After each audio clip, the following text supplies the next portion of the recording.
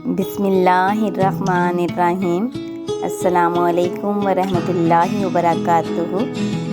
آج رسول اللہ صلی اللہ علیہ وآلہ وسلم کا فرمان جانیں گے۔ رسول اللہ صلی اللہ علیہ وآلہ وسلم نے فرمایا، جو شخص اللہ تعالیٰ سے 3 مرتبہ جنت مانگے تو جنت کہتی ہے، اے اللہ اسے جنت میں داخل کر دے، اور جو شخص 3 مرتبہ جہنم سے پناہ مانگ لے تو جہنم کہتی ہے، اے اللہ اسے جہنم سے بچا لے۔